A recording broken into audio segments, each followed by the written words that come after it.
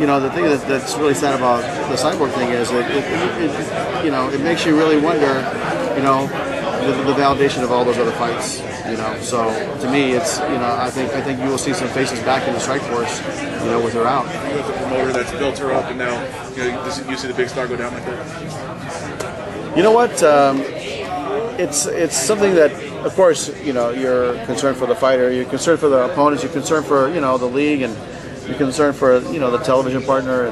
But at the end of the day, every athlete has to be accountable for their actions. And she's no different. Even though she's a world champion, she's a superstar in the sport, she has to be accountable for her own actions. And you know, if you're going to cheat, you shouldn't be fighting professionally against other athletes that aren't cheating, you know. So it's illegal. In the state of California, Nevada, throughout this country, you know, it's illegal. So to me, you took the risk, you got caught, now you're going to be held accountable. You know, as you who's been at the forefront of promoting women's fights, do you see it as concerning that, you know, she went out and she became the biggest star, and now she tested positive? What does it do to the sport of women's fighting? Well, here's the thing: is that if you look at all the fights, guys, over the how many years we've done female fights since 2006, Strikeforce has done female matchups. Gina Carano fight Elena Maxwell in our first show. Not first show, but it was in 2006 in December. That was the first sanctioned female mixed martial arts professional matchup in the state ever in the history of California. And how many fights have we had since then? And how many girls have tested positive, you know, for steroids? I mean, this is the first time I've ever heard of it, right? I mean, have you guys ever heard of it? Was Karina Dam one? Or? Karina Dam was one. Yeah. So this is the second time.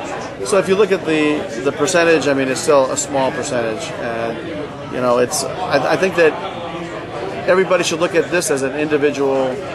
You know, don't just categorize all the females into this, you know, into this plate, because, you know, it's. I'm telling you, there's girls out there. You know, 98% of the girls aren't doing it. So I mean, you got the two girls that got caught. You used the word cheat. She said today that it was a supplement.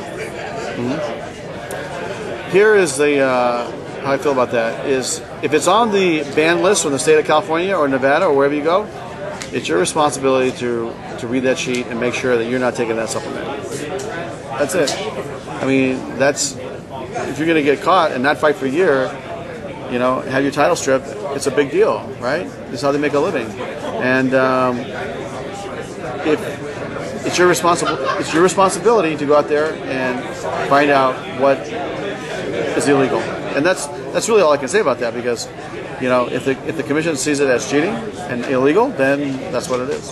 Do you think it calls into question a lot of her fights or not? Do you think it's a one-time blip? Because I think a lot of people run to that conclusion based on her physique and features. You know what? I think that I would hate, you know, I would hate for people to, you know, just kind of say that she was cheating the whole time.